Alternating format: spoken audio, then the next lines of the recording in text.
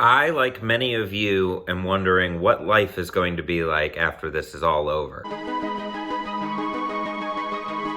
Are churches going to go back to people just lining up and all drinking out of the same cup? Are they going to put the blood of Christ in little shot glasses and distribute them?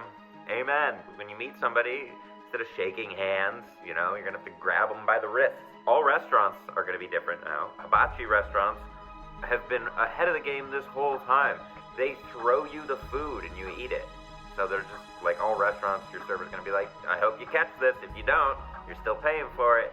And then they squirt the sake in your mouth. They're just going to have to do the same thing with whatever drink you order. I'll have a nice Cabernet with that steak that you just flipped at me. When somebody's feeling sad, down, you just want to hug them. But instead, what you both need to do is take off your shoes and touch bare feet. That makes you forget about the fact that you're sad about something. And you're like, what? I'm touching feet with another person. That's weird. I'm sorry your mom died. Touch feet. Bring it in, give me a nice foot hug. Just gotta be open to all the new things that are gonna happen. Otherwise, you're gonna be left behind.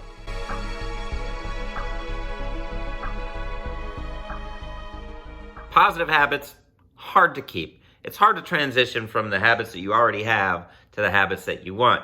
I'm just going to go home from work to, one drink can't hurt, to I need an Uber. Humans are biologically prone to habit. That way we're able to perform our daily tasks, like brushing your teeth in the morning becomes a habit, and you don't even have to think about doing it. It just becomes part of your routine. So it's one less thing your brain has to think about, which is good because you can put that energy towards something else. Now, the key to creating positive habits is to take an action that you want to turn into a habit and turn it into a habit. Now that I'm reading that and then repeating it out loud, it's like, yeah, no shit, that makes sense. As we go through our days and we're learning new things and we're doing new things and we're having new conversations, our brains are constantly changing and rewiring to reflect these new experiences. Within our brains are billions and billions and billions of neurons, and they're interconnected in so many different directions to form complex neural pathways. We're just scratching the surface on brain science, what our brains are capable of. And these electrical currents travel down these pathways from neuron to neuron,